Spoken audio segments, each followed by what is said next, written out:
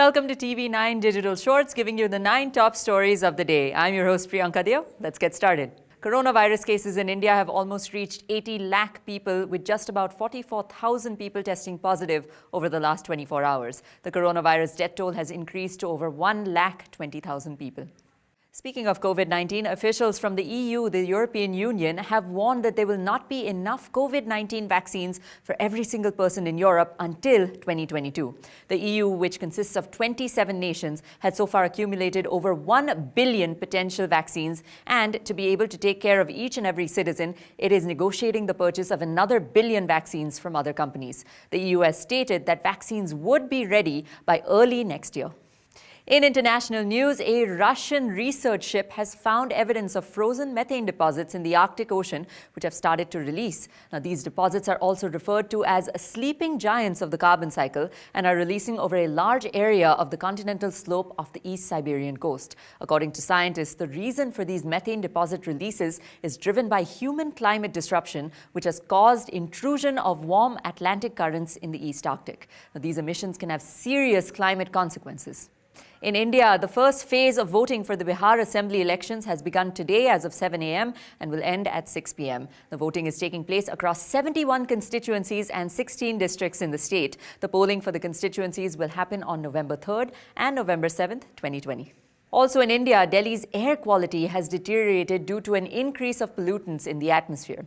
In fact, the Air Quality Index, or AQI, was very poor in multiple areas, including Anand Vihar, which recorded an AQI of 313, RK Puram at 305, and Manka at 325.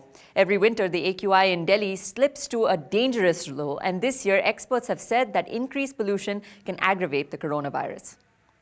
The next story of the order, the Hyderabad International Airport has incorporated a paperless e-boarding service for international passengers. This makes Hyderabad's Rajiv Gandhi International Airport, or RGIA, the first airport in India to do so. An Indigo flight headed to Sharjah implemented the e-boarding system.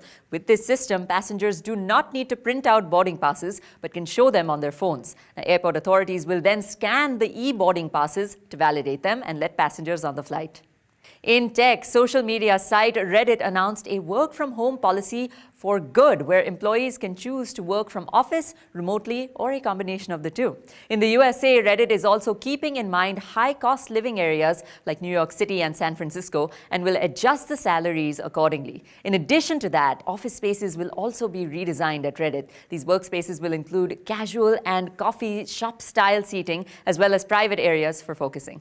Also in tech, Chinese video sharing app TikTok has signed a global partnership with Canada's e-commerce platform Shopify to bring shoppable ads to its platform.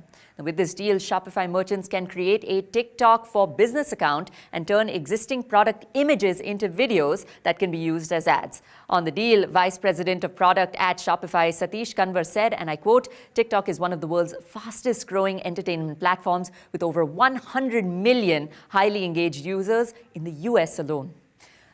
A costume designer who has become a daily wage earner during the lockdown has recently won a state award for his costume designing. Designer Ashok Kumar said, and I quote, "The lockdown brought no work in films for me for months, and the painting work that I did through daily wage earning brought 800 to 900 rupees a day." Prior to the lockdown, Kumar has worked in the film industry as a costume designer for 25 years. He's recently won Best Costume Design for film Kenjira, which is about and by the tribal people in Kerala.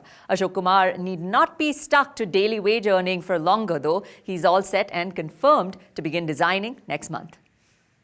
Thanks for watching TV9 Digital Shorts, giving you the 9 top stories of the day. Be sure to like and share this video. Also, make sure you leave your comments below as well. We'll see you next time on Digital Shorts. Until then, this is Priyanka Deo, signing off.